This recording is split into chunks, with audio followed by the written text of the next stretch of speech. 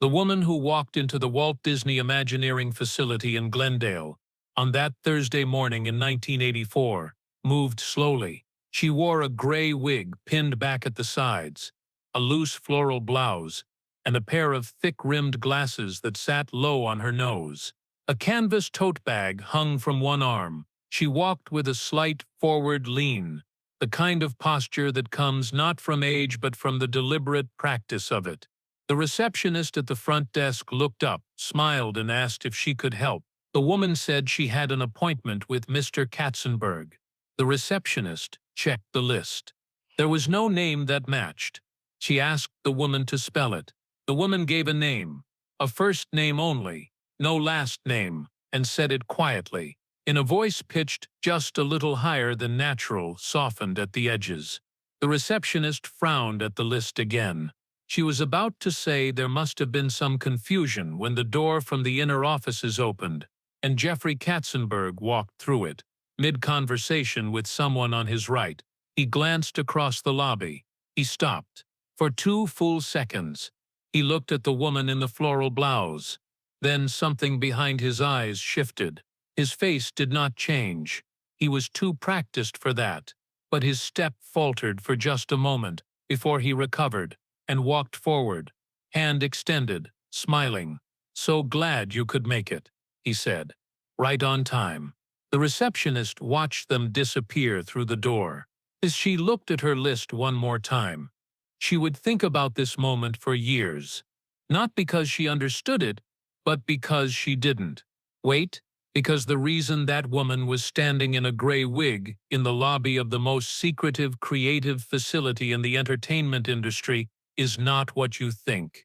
And what happened in the conference room 40 minutes later would change the history of film, music, and theme parks in a way that nobody in that building understood until it was already done. It was the fall of 1984. Thriller had been out for 2 years and had already sold 30 million copies in the United States alone. Michael Jackson was not famous in the way that other famous people were famous. He was famous the way weather was famous, inescapable, discussed by everyone, present in every room, even when he wasn't in it. His face was on magazine covers in grocery stores and dentist waiting rooms, and airport newsstands in 30 countries. A photograph of him eating a sandwich would sell. A rumor about him doing anything, sleeping in an oxygen chamber, befriending a chimpanzee, buying a human skeleton, would run in every paper in America within 48 hours. He had not been to a grocery store without security in 3 years. He had not walked into a building without being recognized in longer than that. This was the problem. Disney wanted Michael Jackson. They wanted him badly enough that Jeffrey Katzenberg had personally reached out, personally arranged a meeting, and personally promised Michael that the project would be overseen by George Lucas. The idea was a short film, a 3-dimensional, immersive experience built for Disneyland and EPCOT, something that had never been done before, something that would use Michael's music and presence to create a spectacle that no other studio could replicate. It was, by any measure, exactly the kind of project Michael should have wanted. He was restless after Thriller. He was eager to act. He had told people privately that he wanted a film career, a real one, not music videos. He wanted to be taken seriously by the industry that had made him the most famous entertainer on earth. He wanted to go to the meeting, and he could not go to the meeting. Not as himself. Notice what was at stake here. Really notice it. A single photograph of Michael Jackson entering the Walt Disney Imagineering facility in Glendale would have ended the project before it began. The tabloids were everywhere in 1984. His management had already identified 3 photographers who regularly followed his car. If the meeting leaked before contracts were signed, Disney would pull back immediately. Katzenberg had been explicit. The project had to be developed in complete secrecy. No press, no rumors, no confirmation until the production was locked. 1 photograph, and it was over, not delayed. Over. Michael had spent 2 weeks thinking about this. He had tried a baseball cap and glasses. Too recognizable. People knew his height, his walk, his hands. He had tried a full face covering. Too conspicuous. It attracted more attention than it deflected. He had tried sending a representative. Unworkable, because he needed to be in the room himself. He needed to hear the pitches directly. He needed to ask questions. He needed to make the decision the way he always made decisions in the room, in real time, watching the people across the table to see what they did when they didn't know he was watching. The solution was so simple, it was almost offensive. Nobody looked at old women. Nobody remembered them. Nobody photographed them.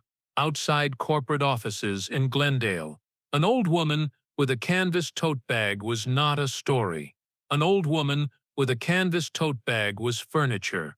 He spent 3 hours in makeup. The morning of the meeting, the wig was custom. The glasses were prescription strength enough to actually blur his vision slightly, which meant he had to tilt his head back to read anything, a detail that made the performance more convincing than he had intended. He practiced the walk for 2 days. Not a shuffle, too obvious, too theatrical, just a slight forward lean, a slightly shortened stride, the body language of someone whose joints had learned to economize. His assistant watched him rehearse in the hallway of the Havenhurst house at 7 in the morning. "You're too young," she said. "I'm not trying to be old," Michael said. "I'm trying to be invisible." That was the distinction. Not a convincing old woman. Just a person nobody would look at twice. He was right. He walked from the car to the entrance of the facility, and nobody turned ahead. A security guard held the door. The receptionist smiled. The only person who recognized him was Katzenberg, who had been warned, who was actively looking for him, and who still needed 2 full seconds to be certain. Listen to what that actually means.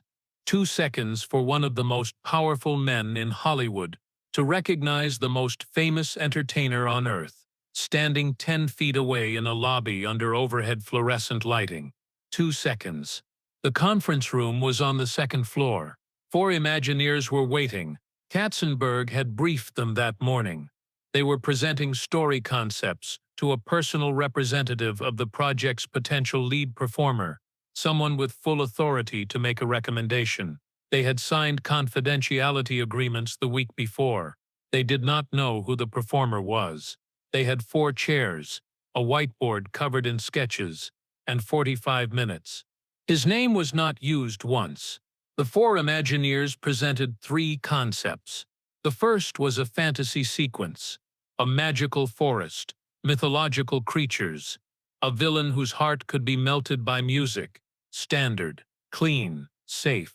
The second was more interesting, a performer hiding inside Disneyland, after closing, alone with the park, dancing with the audio animatronic figures in Pirates of the Caribbean, because he loved that attraction above all others. There was something in this one that was personal, almost confessional, the idea of a famous person who loved a place enough to want to be alone inside it, without an audience, without a performance. Michael sat very still while this one was presented. His pen stopped moving. The third concept was a space story, a starship captain, an evil queen who ruled a dark planet, a civilization healed entirely by music and dance. The senior Imagineer, a man in his late 40s named Richard, a 20-year Disney veteran who had built and opened attractions on 3 continents, presented all 3 with the practiced confidence of someone who had pitched in rooms like this 100 times. He was good at it. He knew how to read a room, how to calibrate his energy to the energy of his audience, how to find the decision-maker and keep returning to them. He had been returning to the gray-wigged woman in the floral blouse from the first minute of the presentation. She was the one who wasn't saying anything, in Michael's experience, and Richard's experience. Though he didn't know they shared it, the person in any room who said the least was the one watching the most. They had both learned the same lesson from opposite sides of the table. Remember this. because you need to understand what Richard was seeing when he looked at that woman. He saw someone quiet, attentive, slightly overdressed for a Thursday morning meeting in Glendale, writing in a small notebook, with a focus that seemed disproportionate to the occasion. He saw someone whose questions, when they finally came, were sharper than he had expected. Someone who wanted to know about the villain's arc, about original music, about the technical capacity of the 3D system, about creative input on choreography, not the questions of a representative, the questions of someone who intended to do the work themselves. After the third concept, Katzenberg opened the floor. The woman asked about the space story. First, Richard answered, then a second question, then a third. And then, while the woman was quiet again, writing something in the notebook, her head tilted back slightly to see through the thick lenses, Richard turned to Katzenberg and said what he had been wanting to say since the beginning of the meeting. I want to be honest with you, Jeffrey. The first and third concepts work technically, but they only work if the performer has the discipline to serve the story rather than the other way around. And in my experience with outside talent, with every pop star or celebrity we've ever brought into a Disney production, that discipline is the exception, not the rule. They come in wanting everything centered on their image. The narrative becomes a vehicle for the performer instead of a vehicle for the audience. Every single time. He paused. In the room, nobody moved. Whoever this person is, they need to understand that from the beginning, their job is to disappear into the story, not to make the story disappear into them. The room stayed quiet. Katzenberg said nothing. He was watching the woman in the floral blouse. Michael had stopped writing. He looked up from the notebook slowly. His eyes, behind the thick glasses, moved to Richard's face and stayed there. Not angry, not amused, something more careful than either of those things.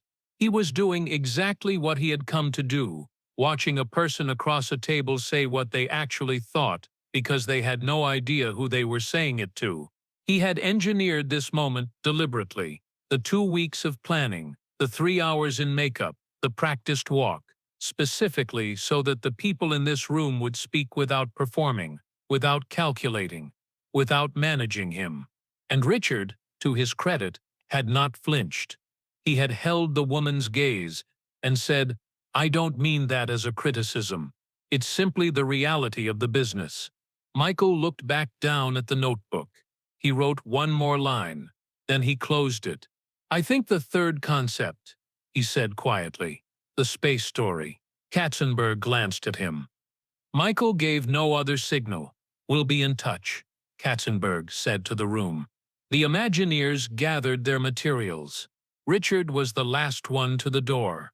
He paused there and looked back at the woman in the floral blouse, who was still seated at the table, returning the notebook to the canvas tote bag, with the unhurried precision of someone who had learned long ago not to rush the things that mattered.